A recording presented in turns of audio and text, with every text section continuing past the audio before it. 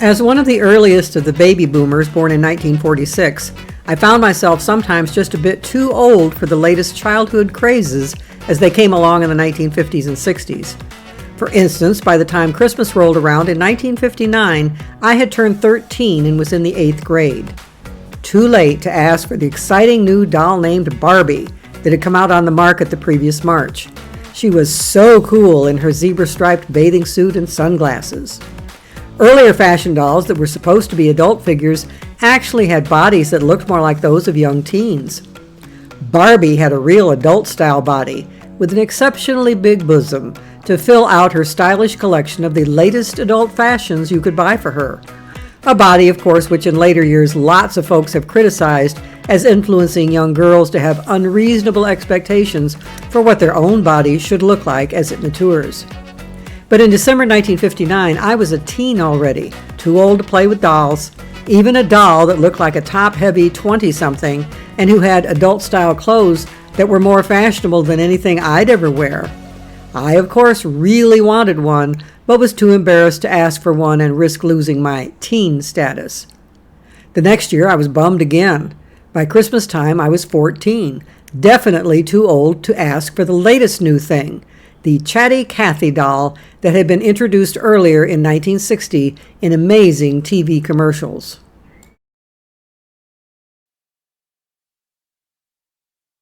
Oh Chatty Cathy, you're Mattel's famous talking doll. We pull the ring and you say 11 different things. Let's play house. Please change my dress. We can change your dresses now, goodness knows. Now you've got a wardrobe full of pretty clothes. For nursery school, you're crisp and cool. For summer, there's a playtime set. In winter, brr, your collar's fur. In a coat as cute as you can get. I love you. You love your mamas, and they love you sleepy time pajamas. Just pull the ring. You never know what she'll say next. Tell me a story. The only story now left to tell is that Chatty Cathy's made by Mattel. You'll find Chatty Cathy and her costume sets wherever toys are sold. You can tell it's Mattel, it's swell.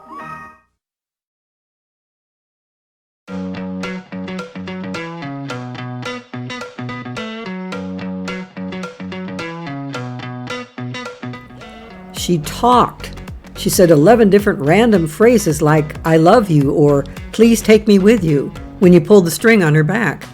But I was too old for chatting with dollies at 14. Instead, I could only simmer in quiet envy when we visited my aunt and uncle's home after Christmas. My little cousin Cathy had received her own Chatty Cathy from Santa. Bummer. At the time, I thought that such a doll was an amazing example of modern scientific ingenuity. Up until then, most dolls had nothing to say, and the few dolls that did mostly said something that vaguely resembled "mama" when you tipped them over. The sound was from a little gadget inside their tummy that was similar to the one that made little toy canisters decorated with cows go moo when you tipped them over. Thus, I was quite surprised to find out many decades later that I was wrong. I found out just a few years ago that the concept of a talking doll long predated Chatty Cathy. In fact, Chatty Cathy had a great-granny who was born in 1890.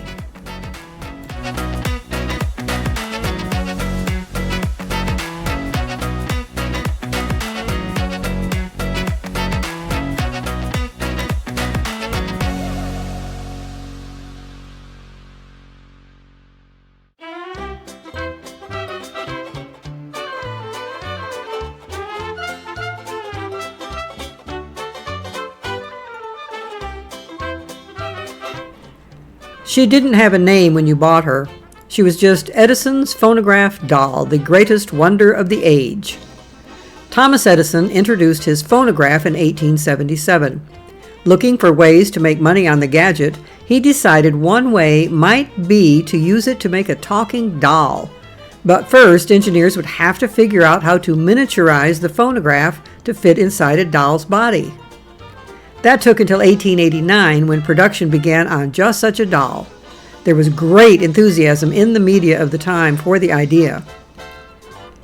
This newspaper story is from the Oroville, California Mercury newspaper in early 1890. The effusive enthusiasm of the reporter is evident in his words. A talking doll. Major McLaughlin, who returned from the East last night, walked into our sanctum this morning with a large golden-haired doll in his arms. Of course, curiosity was excited, and the Major explained that he had something new, the talking doll. As he was just from the great laboratory, we suspected the phonograph and was not disappointed. The Major said, "I'll just show you how it works." Then he held out the beautiful doll in one hand, and with the other turned a little key in its back. With the turning of the key, the little mimic girl commenced to recite, schoolgirl fashion, "Twinkle, twinkle, little star, how I wonder what you are, up above the world so high, like a diamond in the sky." The words were repeated in distinct tones, and the doll, which is a splendid specimen, is really a wonderful toy. There's a little phonograph in the body of the doll, and by turning the key, the cylinder revolves, and the verse is recited according as the key is turned. This is the third one sent from the laboratory. The first went to the Emperor of Germany, the second to Colonel G.E. Gourdeau, Edison's agent in London. A great corporation has been organized in New York and are now preparing to manufacture talking dolls of all descriptions. They will repeat any sound, just as a phonograph does. So look out for all sorts of mimicry from toys. Millions will be manufactured, and toydom will be revolutionized. Yes, he gushed, millions would be made. Well, not quite, and therein is an interesting story.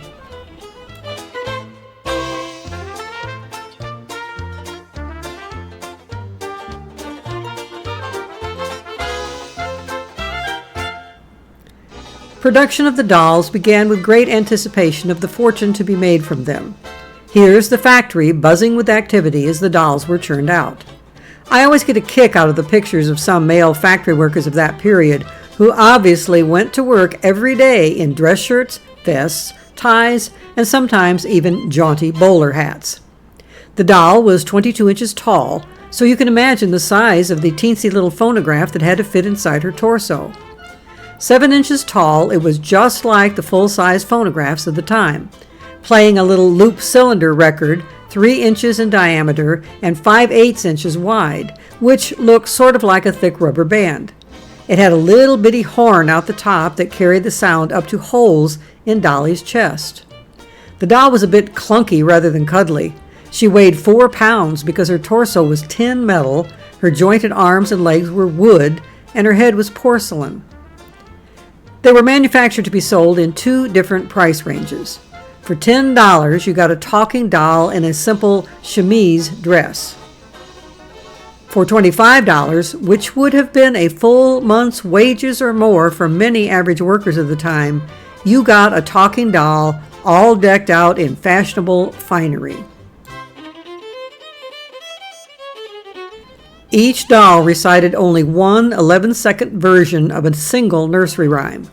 The wax cylinder loop that held the recording could not be mass-produced.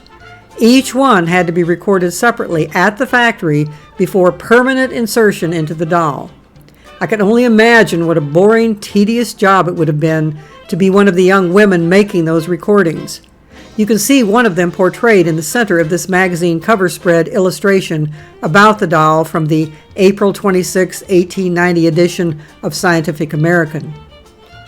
Notice that she is speaking into a little funnel that projects her voice down into the recording mechanism.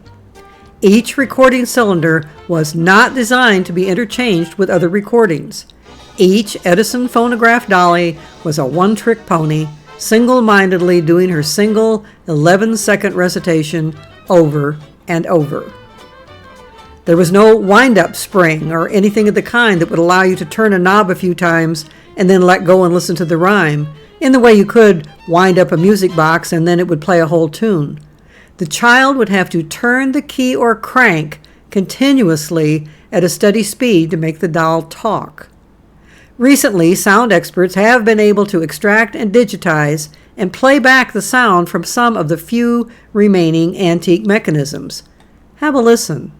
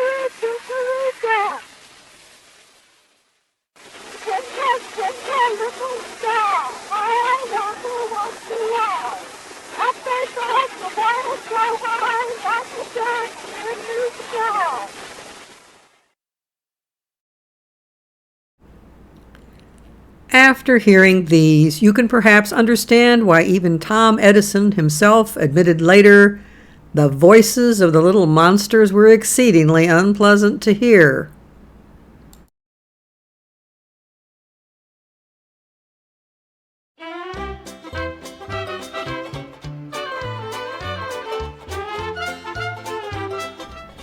That is, when you could hear them at all, for as it turned out, many who purchased the doll indeed could not hear it, as described in this letter to Edison's toy company from one sales outlet that was selling the dolls. Gentlemen, we are having quite a number of your dolls returned to us and should think something was wrong. We've had 5 or 6 recently sent back, some on account of the works being loose inside, and others won't talk, and one party from Salem sent one back stating that after using it for an hour, it kept growing fainter until finally it could not be understood. We should like to see somebody at once regarding this matter. Let Mr. Briggs come up and see us. We shipped one doll out to St. Joseph, Missouri. The party returned it, saying it was not in order, and it cost us somewhere about $1.60 to get it back. Of course, all these expenses we're charging to your account, as we do not feel that we are to blame in the matter, as we shipped the dolls as we received them. Consequently, we suppose you will bear us out in this. Hoping somebody will come up to enlighten us on this subject as to what to do, as we dislike to send out the dolls when there are going to be so many returned. We remain, respectfully yours, Horace Partridge and Company. And this letter was only the tip of the iceberg. The sound mechanism was just not tough enough for child's play, and the steel stylus quickly wore out the wax records. The dolls first went on sale on April 7, 1890. 2,500 were manufactured, but less than 500 were sold. Most were returned by disappointed parents. Production ceased by the beginning of May, and the dolls were pulled from the market. The phonographs were removed from all the leftover dolls, and they were sold cheaply, just as plain dolls. Few Edison dolls are on the antique market today, and almost none have their phonograph mechanism. Yes, Chatty Cathy's great-granny had a career that lasted all of a month.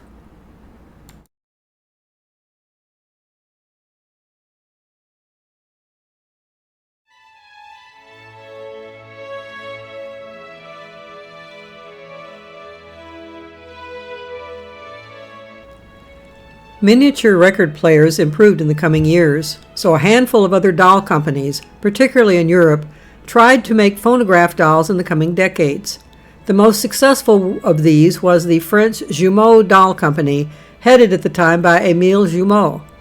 The Jumo company, founded by Émile's father Pierre, had been crafting high-quality dolls since 1841. By the 1890s, the company employed over 200 workers and churned out 100,000 dolls a year. Jumeau's dolls were fashionably dressed in the styles popular at the time and often had shapely, mature figures. As with modern Barbie dolls, many clothes and accessories could be purchased separately. As you might guess from the look of these dolls and their finery, they were not targeted at the mass market. The daughters of factory workers could not expect to receive a Jumo doll for a birthday or Christmas. The dolls would be found in the homes of the upper classes of French society.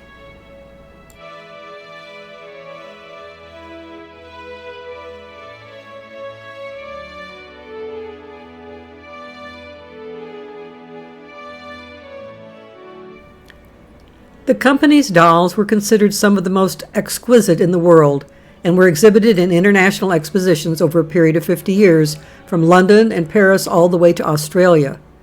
The 1878 Paris Exposition included special edition character dolls representing various ethnicities around the world. They weren't just standard French dolls dressed up in cartoonish costumes as if decked out for a costume ball either. Instead, each was unique and beautifully detailed with authentic facial characteristics and clothing representing the country portrayed, as the ones you see here from a black African nation and from India. Jumo did not limit the representation of people of color to one-off models from other countries. At a time when most American doll manufacturers wouldn't think of producing any kind of black doll other than maybe a cartoonish rag doll, Jumo was including in their doll line quite a few very lovely black dolls, exquisitely dressed in finery, obviously intended to represent black people of France itself.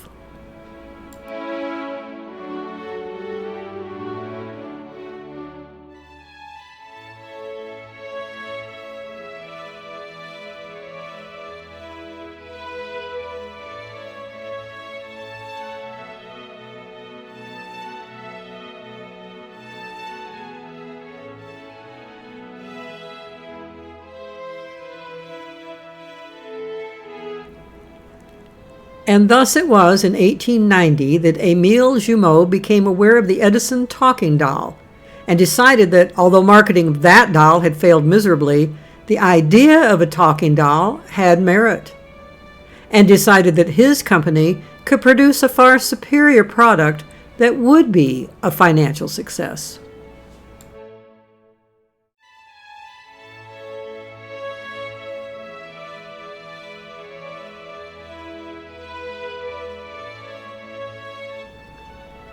Jumo enlisted famous Parisian clockmaker Henri Léo-Ray to design a clockwork phonograph cylinder player mechanism to fit inside one of the Jumo company's popular Bibi Jumo dolls.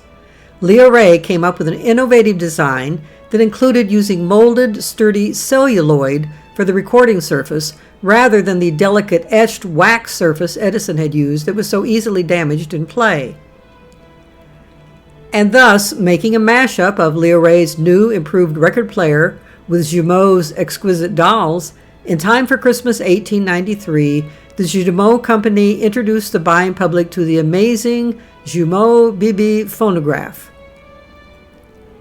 And here she is. Just like Edison's doll, Bibi phonograph had her phonograph hidden in her torso.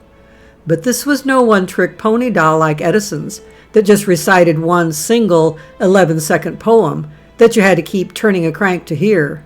Léo-Ray's new machine was run by a wind-up clock-style mechanism and could play for a full 30 seconds. And it had 17 interchangeable recorded cylinders you could buy, each one a different song or recitation. This dolly could sing and tell stories, and she was multilingual. You could buy cylinders in French, English, Spanish, and Russian.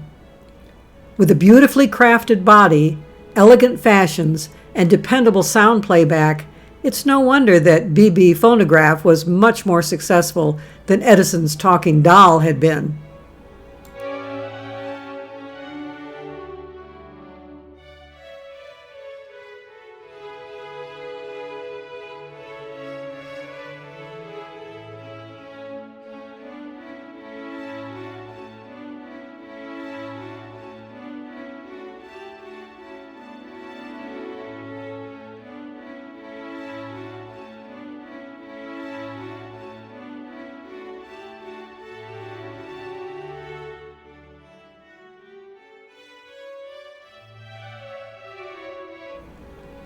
If you'd like to have your very own Bibi phonograph, all you would have needed was $6,500, and this 1893 model, offered for sale recently on their internet, could have been yours.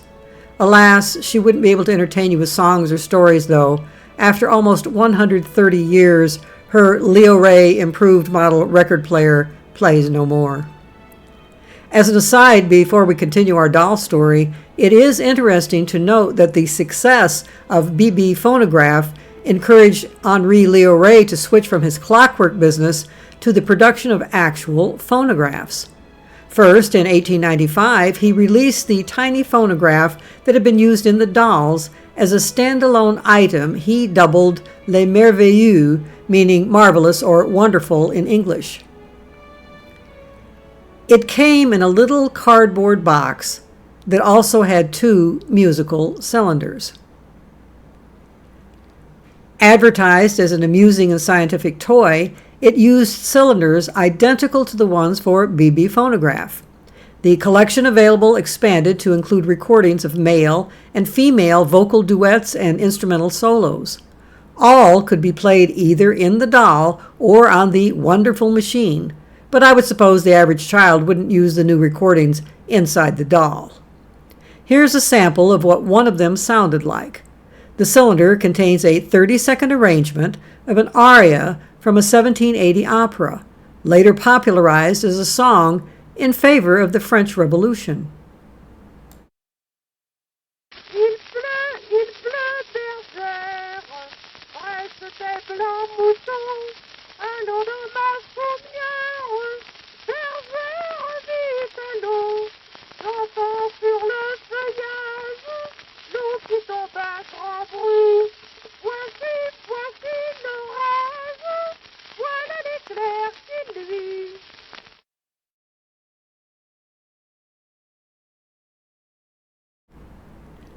Incidentally, by 1899, Léo-Ray had devised an additional use for the wonderful mechanism, incorporating it into portable advertising displays for the Meniere Chocolate Company. Léo-Ray had such success with these small phonograph machines designed to be children's toys that he soon decided to turn from clockmaking to specializing in phonographs, with a variety of models aimed at the adult market. He dubbed them Léo-Ray graphs. This is the first model from 1895. It came in a carrying box that had compartments for records and supplies, including a bottle of motor oil. Not for the motor of the machine, but to lubricate the surface of the records before you use them each time to keep them from being scratched. If you ran out of the oil, you were encouraged to use olive oil. The small clear cylinder at the top of the machine magnified the sound coming from the machine. The Léo-Ray celluloid recordings produced a much louder and clearer sound than the wax cylinders that Edison and others used. So even though the clear speaker cylinder in the Léo-Ray machine was small, it effectively served the same purpose as the much larger trumpets used on Edison machines from the same time, like this 1895 model. As Léo-Ray's machines got larger and more complex in the coming years, he also added trumpets to magnify the sound even more, as you see on these machines from 1899. He also enlarged and improved the recording cylinders as the machines increased in size, as you see in this collection, with the BB phonograph cylinders on the left replaced with larger and larger cylinders over time.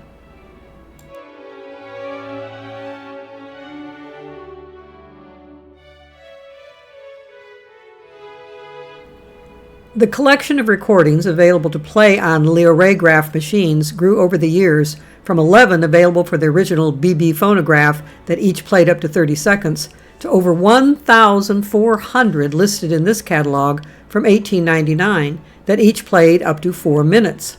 They included everything from arias from operas and operettas to religious songs, children's songs, popular ballads, marches, comic monologues, much like those delivered by stand-up comedians of the 21st century, dance music from waltzes to polkas, and national anthems of France and 21 other countries, from Chile and China to Switzerland and Romania.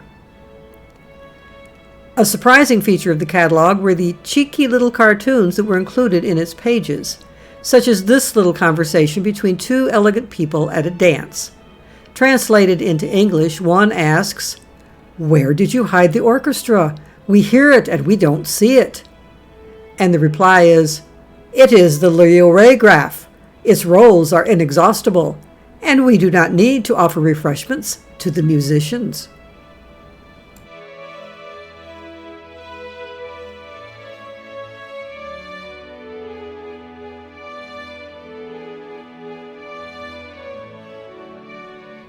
Another cartoon required an assumption that the average reader was familiar with ancient Greek mythology, as many folks were, since it was extensively taught in schools in the Victorian age. In case you are not familiar, this ancient mosaic represents the mythical hero Orpheus, the son of an ancient king, and the muse Calliope. His biggest claim to fame was that he was taught to play the ancient instrument known as the lyre by the god Apollo, and ended up the greatest musician of all time. It was said that his music could charm all living things and even the stones. He's often pictured in ancient art, such as this Roman mosaic from the 3rd century, doing just that. His other claim to fame in mythology was that he was one of the few humans who ever supposedly went to hell and back. As the myth had it, his wife Eurydice dies from a snake bite, and her spirit goes to dwell in the underworld, or hell, which was ruled over by the god of the dead and king of the underworld, Hades. Orpheus decides to try to go fetch her back to the land of the living.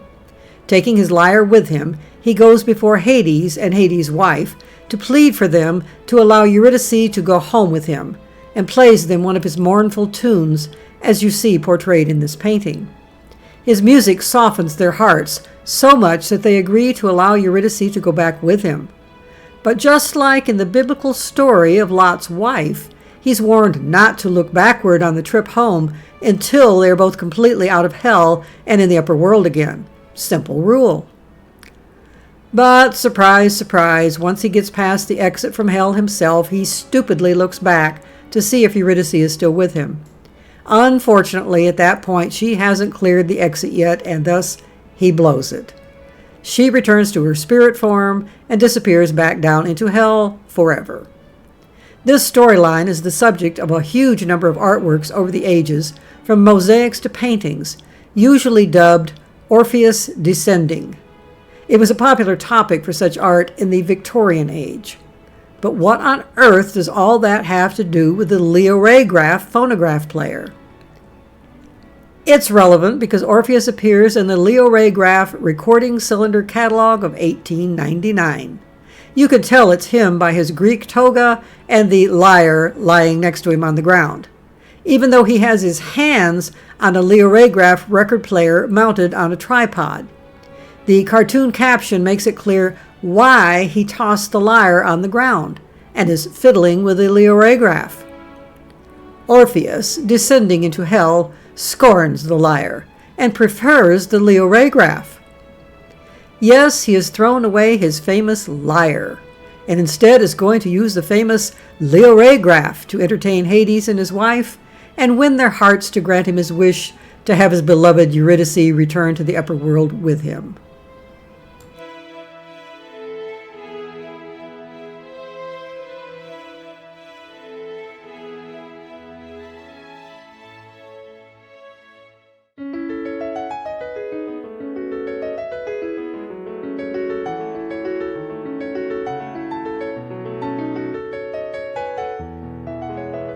Before we get back to the story of talking dolls, there's one other interesting sidelight to the significant role Henri Léo-Ray of France played in the history of sound reproduction.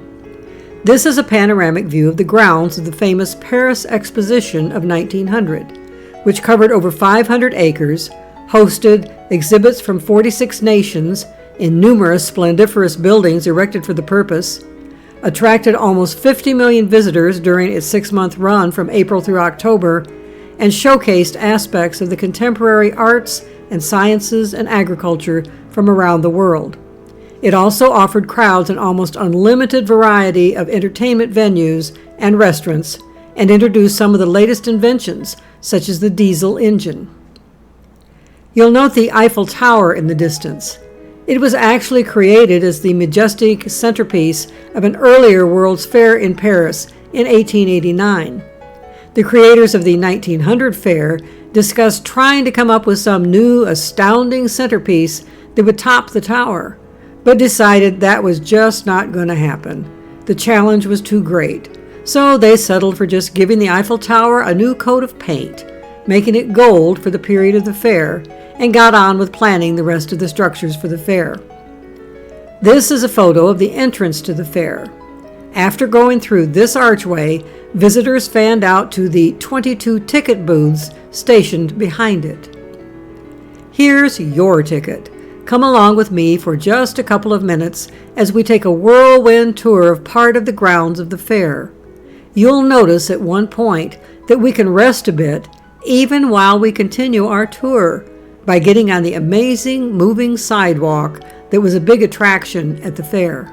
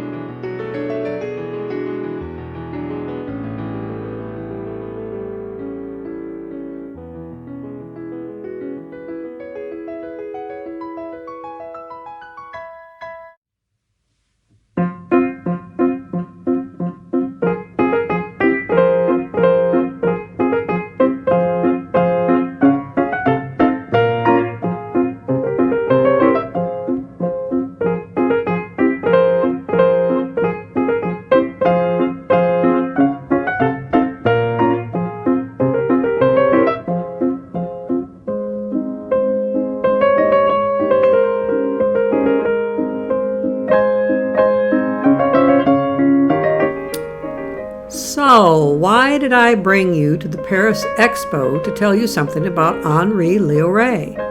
Because I wanted to show you this fair attraction building. These doors are the entrance to a unique attraction at the fair that year. See that poster on the building just to the right of the gentleman standing in front of the open doors on the left? Here's what the poster would have looked like if you had been there in person that day in 1900. The lovely woman on the poster is Sarah Bernhardt, the most famous actress of the time in Europe and the United States. To clarify her reputation, here's what Mark Twain wrote about her, having seen her perform in the U.S. There are 5 kinds of actresses: bad actresses, fair actresses, good actresses, great actresses, and Sarah Bernhardt. Yes, her name was an immediate draw for entertainment venues. So obviously, featuring an elegant illustration of her on a poster for this venue was a great PR idea. At the top of the poster is the name of the attraction you are being invited to visit. It is the Phono Cinema Theater.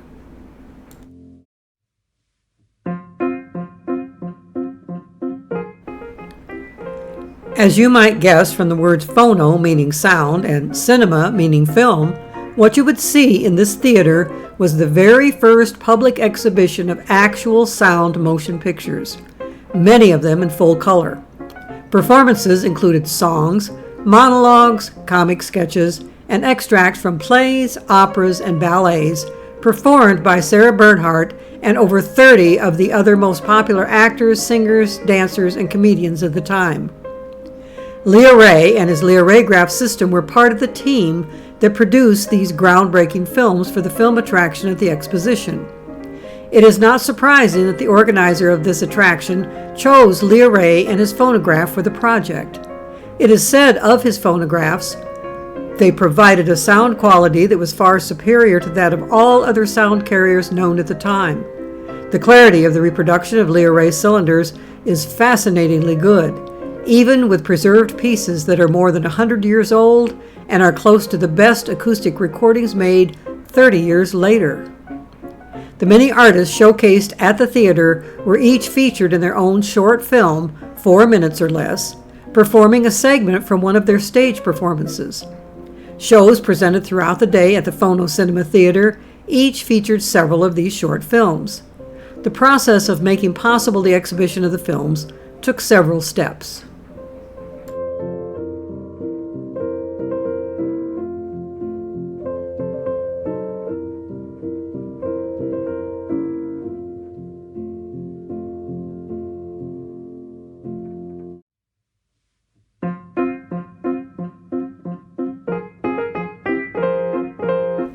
First, the voices and perhaps sound effects that will be used for the film were recorded onto Léo-Ray cylinders.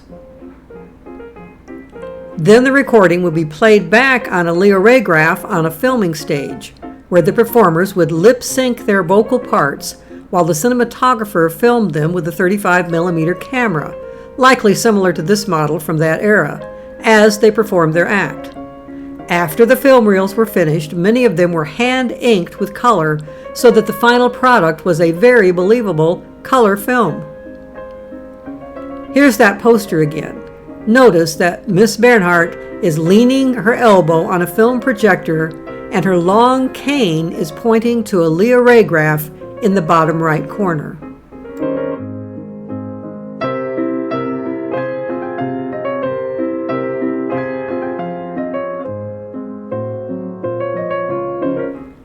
At the Phono Cinema Theater at the Exposition, a Léo-Ray was set up in front of the screen in the exhibition room.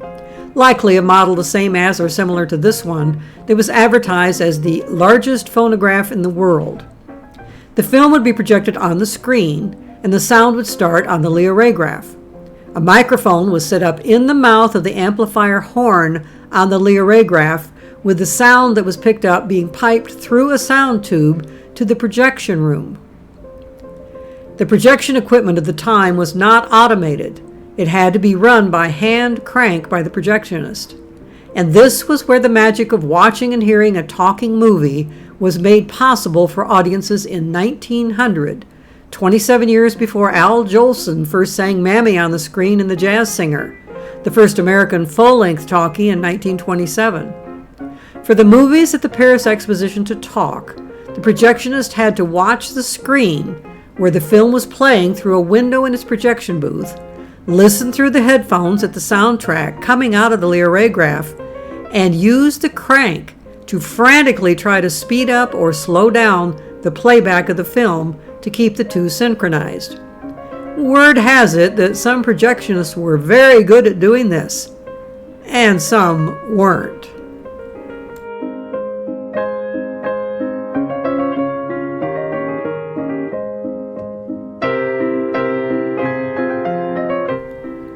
In case you were wondering what classic roles Sarah decided to play for her selection in the Paris Exposition program, here's her in her brief film. That's Hamlet on the left in the famous scene from the Shakespearean play, in which he dies in a duel with his rival Laertes. No, Sarah is not the woman in the dress and white stockings in the back. That's Sarah on the left with the sword, playing the role of Hamlet. In case you were not aware, this most popular actress of her time, who could play very female, very sexy roles such as Cleopatra, chose frequently to take on male roles in plays. At the time in 1900, Bernhardt had her own theater in Paris where she performed regularly. During the run of the exposition, She was presenting a play about the son of Napoleon Bonaparte, who died a tragic death at age 21 from tuberculosis in 1832. Yes, at 56, Sarah was playing a male young enough to be almost her grandson. Word has it she did a great job with the young man's death scene. She was famous for her tear-jerking death scenes. Lots of folks visiting the Exposition made a side visit to her theater elsewhere in Paris to watch Sarah die in the play. It ran for a year before and after the 6 months of the expo. Standing room places at her theater that year sold for as much as 600 gold francs. That's approximately worth $7,000 or so in 2021 dollars. The play inspired a creation of a pile of Sarah's souvenirs, including statuettes, medallions, fans, perfumes, uniforms and cardboard swords for children, and postcards of her in the role like the one shown here. Yes, word also has it she was fantastic at self-promotion and doing outlandish things to milk her reputation for all it was worth financially.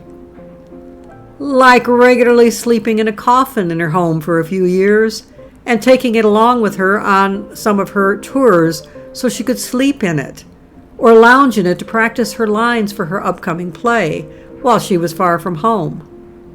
Yep, Sarah Bernhardt would be right at home in the wacky, celebrity-hungry world of the 21st century. But enough about Sarah. Let's return to the topic of the Exposition sound films. All copies of the films shown at the Phono Cinema Theater attraction were lost or destroyed by the time of World War I. But amazingly, in 1961, a collection of 21 of them, still in great condition for their age, was found in storage in a French museum, complete with their Léo-Ray sound cylinders. They have since been restored, and you can see some of them on YouTube now. Here's just one sample, a portion of a scene from a rendition of Cyrano de Bergerac.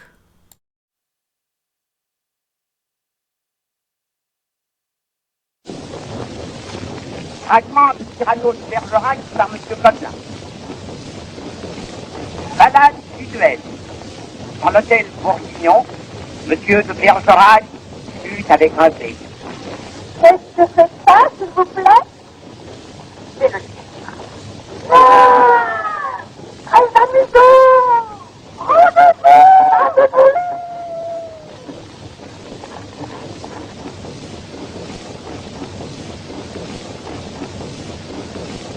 Attendez, je souhaite faire. Ah, ouais. Je jette avec grâce mon feu. Je fais lentement l'abandon du grand manteau qui me calfeutre et je tire mon espadon. Élégant comme Céladon, agile comme Scaramouche, je vous préviens, cher Myrmidon, qu'à la fin de l'envoi, je tire. Vous auriez bien dû rester neutre.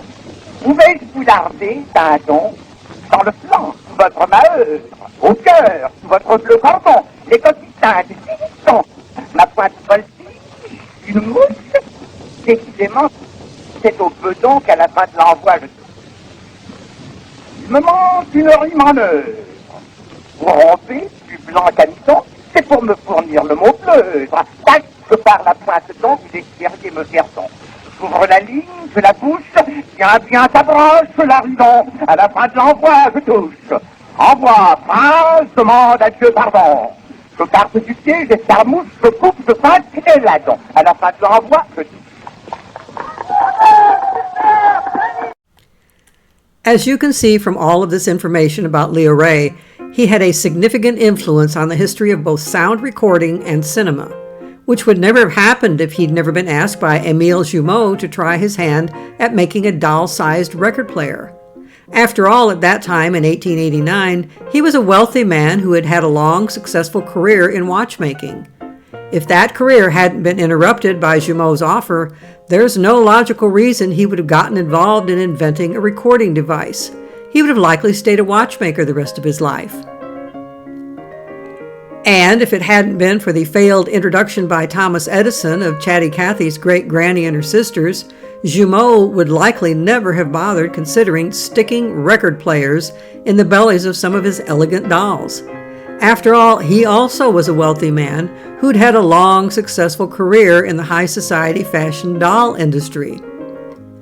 So you might say that Chatty Cathy's great-granny played a significant role in the history of sound recordings and cinema, even though she was a total flop at being a talking doll. But we aren't done yet with exploring the history of talking dolls. Let's pick up where we left off before we took that detour to the Paris Exposition. The Jumo BB phonograph dolls with the sound mechanism invented by Henri Léo-Ray were luxury items aimed at an upscale clientele, way too expensive for the mass market. In fact, all of Jumo's beautiful high-quality dolls could only be afforded by the wealthiest clientele. In the late 1890s, doll firms in Germany started cranking out dolls that might not have been quite up to Jumo standards, but they were pretty nice and much less expensive. Jumo was thus driven out of business and shut down operations in 1899, even before Léo-Ray took his phonograph to the Paris Exposition.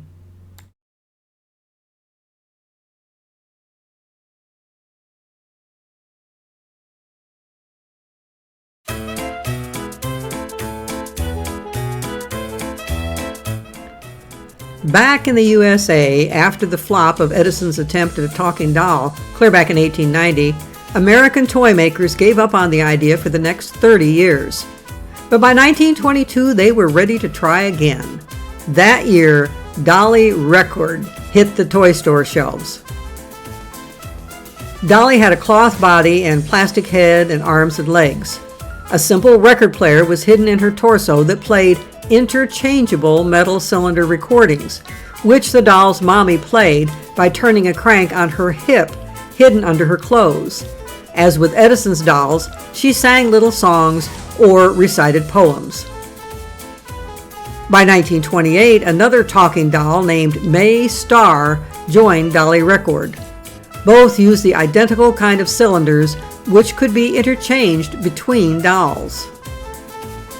The record players were more dependable than Edison's had been, but lest you think that somehow the doll makers were able also to improve on the quality of the voice of Edison's dolls, have a listen to a classic Dolly Record do her thing.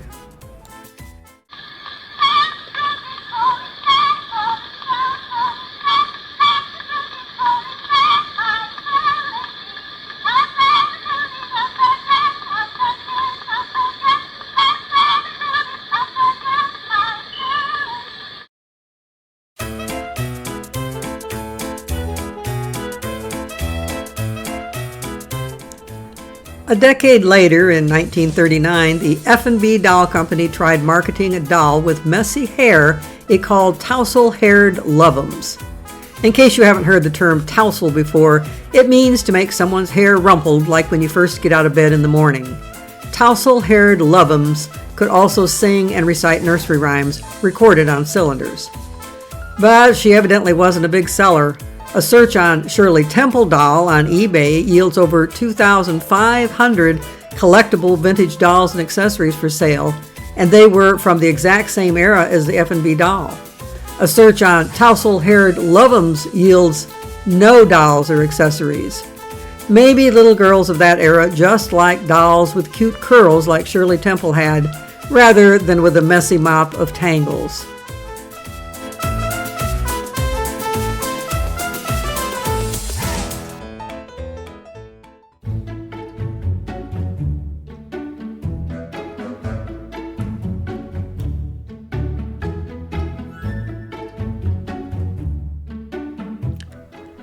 But you can't accuse the F&B folks of being quitters. A decade later, in 1950, they were advertising a brand new talking doll named Noma that was in production. Noma didn't look all that different from Tousle-Haired Love'ems. She just didn't have messy hair. Both wore a bonnet and a poofy dress. I can only guess they hoped that by 10 years later, they had improved on the mechanics of the sound system. Noma could laugh, sing, and talk, but I would suppose Love'ems was advertised as doing those things too. They advertised that Noma also walked, but that was an exaggeration. She didn't have any kind of robotic mechanism that would allow her to walk independently. The reality was evidently that if her little mommy held her hands and lifted her to a standing position, her legs were stiff enough and jointed at the hips to stay upright as mommy twisted her body back and forth, as little girls do with dolls, in a poor imitation of walking. But indeed, she did talk and sing. Like the Edison talking doll, the BB phonograph, and tousle-haired Love'ems before her, she had a miniature phonograph hidden in a cavity in her torso. It was a more modern phonograph that played a little 3.5-inch 78 RPM record that had 47 seconds of recording of a child's voice. Press the button on her back and she randomly sang London Bridge, or recited Mary Had a Little Lamb, or a bedtime prayer, or wished everyone good night. Evidently, Noma was more popular than tousle-haired Love'ems because you can find lots of collectible 1950s Nomas to buy on sites like eBay. There's just one problem. The plastic they chose to use for the arms and legs of Noma didn't retain its color as it aged over the decades since 1950. And it was given to doing the exact opposite of fading with aging. Instead of getting lighter, it got darker. Sometimes a lot darker, as you see on this Noma doll. And then there was the voice recording used to give Noma the gift of gab. Unfortunately, like the Edison doll before her, the quality and pleasing sound of the recording left much to be desired. To say nothing of how irritating her nervous laugh was. Here's a brief sample. I am so glad my own daughter, who was born in 1970, never had a doll that sounded like this.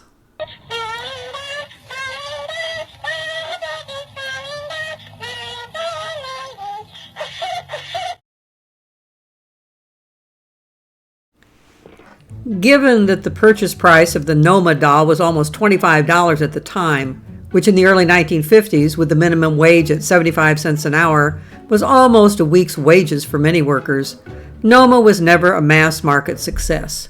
She was manufactured for only 3 years before F&B gave up on her and moved on to producing silent dolls again. No, talking dolls never caught on as a fad targeted at the masses until Chatty Cathy came along in 1960.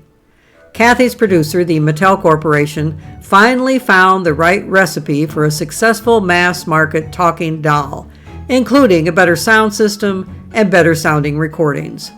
Although Chatty Cathy started out in 1960 at the high suggested retail price of $18, bargain prices in catalogs quickly brought the price down to $10 or less.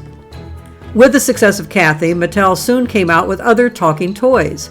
And within a short time, other toy manufacturers got on board the gravy train, and the toy market became flooded with talking dolls and toys. And from that time to now, the toy room never shut up. But there is an interesting footnote to Chatty Cathy's story.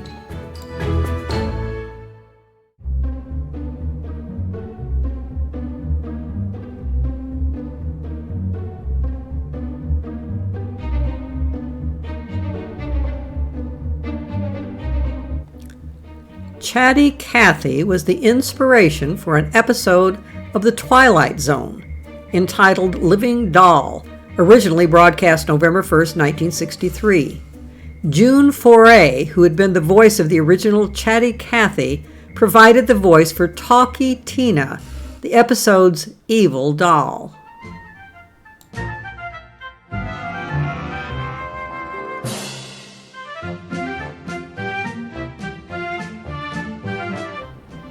You may not recognize the name June Foray, but almost no matter what your age, you've likely heard her talk before. A lot. Unlike the young women workers no doubt picked at random in Thomas Edison's doll factory to record songs and rhymes, June Foray was a vocal specialist, a voiceover artist who voiced hundreds upon hundreds upon hundreds of animated characters in the movie and TV industry for many decades. She was, for instance, the voice of Rocky the Squirrel in the Rocky and Bullwinkle Show, as well as the voice of Natasha, Boris Badenov's companion on the show. But before and after that, she was the voice of Granny in the Sylvester and Tweety cartoons from 1955 to 2017. And long before that, she voiced Oswald the Lucky Rabbit from 1943 to 1947.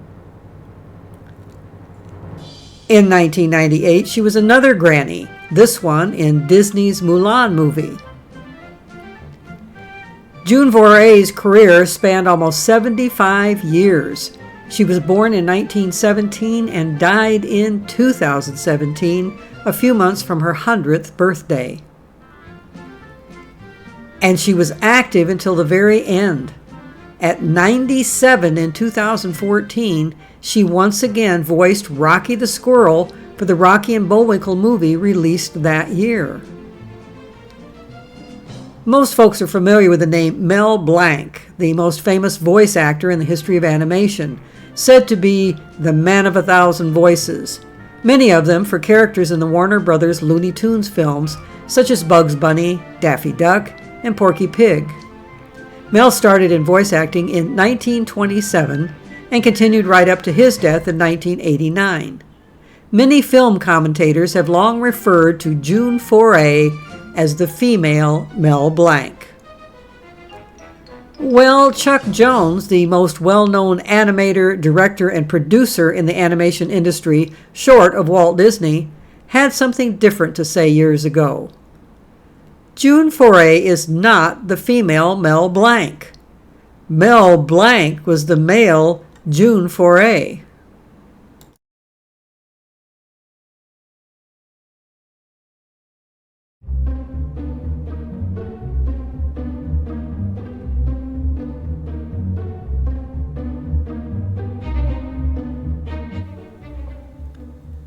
And in spite of her fantastic long career in films, one of June Foray's most well-known voice jobs was in the Twilight Zone episode, I'm About to Relate to You.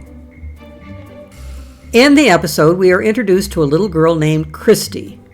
Her mama, Annabelle, has just bought her a wonderful talking doll named Talkie Tina.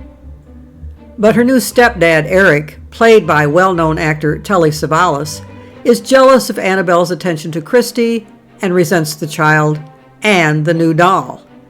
As the plot progresses, it becomes obvious that Talkie Tina has a mind of her own and realizes that Savalas despises her. She's alive, Daddy, and her name is Talkie Tina. My name is Talkie Tina, and I love you very much. Will you shut that thing off? My name is Talkie Tina, and I think I could even hate you.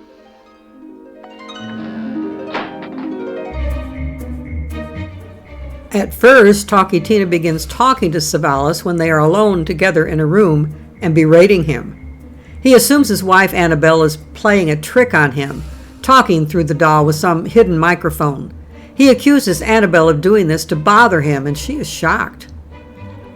But after a time, Savalas finally realizes that Talkie Tina herself is really speaking to him and is taunting him. He declares he's going to put an end to the situation. He takes Talkie Tina to the garage and tries to destroy her with a table saw, with a blowtorch, but he's shocked when he finds her to be indestructible. Eventually, Talkie Tina announces she's tired of his hateful treatment and is going to take action to stop it.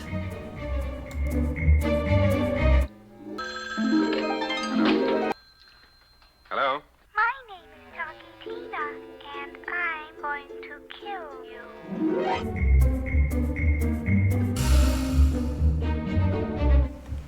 Yes, she announces to him over the phone her plan to kill him. But of course we only see the doll talk, wave her arms, and move her head. She never moves her body from place to place. And even if she could, she's obviously too small to have the strength to try to stab or strangle a human. So how could she pull off a murder? Near the end of the episode, Savalas hears muffled noises outside his bedroom after he has gone to bed. He goes out in the dark hallway to investigate and starts down the stairs, not noticing that Talkie Tina is lying on one of the steps. He trips on her and tumbles down the long stairs. He is found dead by his wife next to the doll. As the wife glances down at Talkie Tina, Tina opens her eyes and delivers her last line in the episode.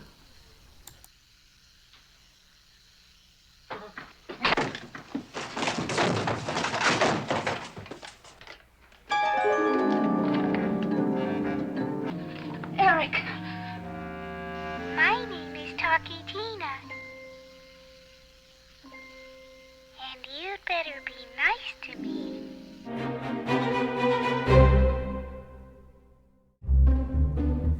You can read more about the Living Doll episode of Twilight Zone on Wikipedia if you're so inclined. It brought back creepy memories for me. I was a Twilight Zone junkie in my teens, and thus I'm sure I would have seen the original episode of this when it aired in 1963. You can even see the creepiness for yourself in various clips from the episode on YouTube. Just look up the title Living Doll with the words Twilight Zone. Since I never had a Chatty Cathy doll, I'd have no interest in buying a vintage one on eBay for the sake of nostalgia, which is just as well. They are priced anywhere from $100 or so on up to a mint condition one in the original box with the sales tag still on it for $1,750. The one I saw at that price did look terrific, but her sound apparatus was broken so she can't even talk anymore.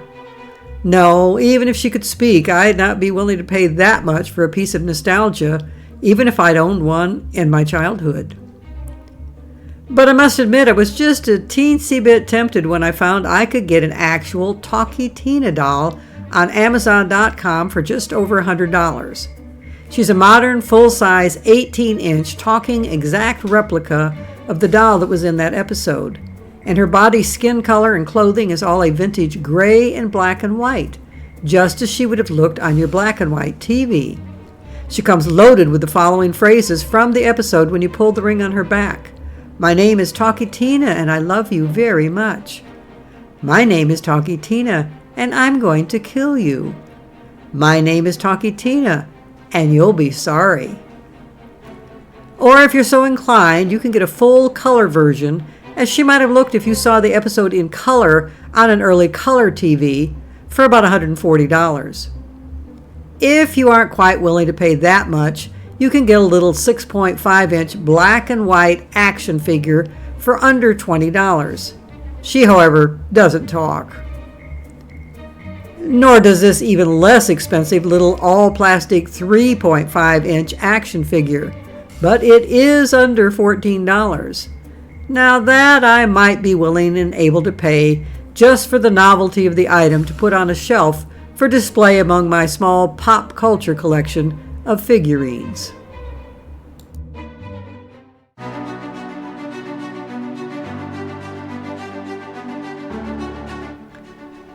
I would not, however, be willing or able to pay for one of those original Edison talking dolls now. They usually run $5,000 or more from online sources like eBay, and most of those don't even have the sound mechanism in them because they were part of the rejects from the original failed marketing effort in the 1890s. In 2012, this particular doll did have its mechanism still in place, but did not have any little recording to play on it, and yet it's still sold on eBay for $25,100. One of the most expensive antique dolls that has ever been sold on eBay. Yes, Chatty Cathy's great-granny may be 130 years old, but she's ended up a superstar of the doll world in 2021.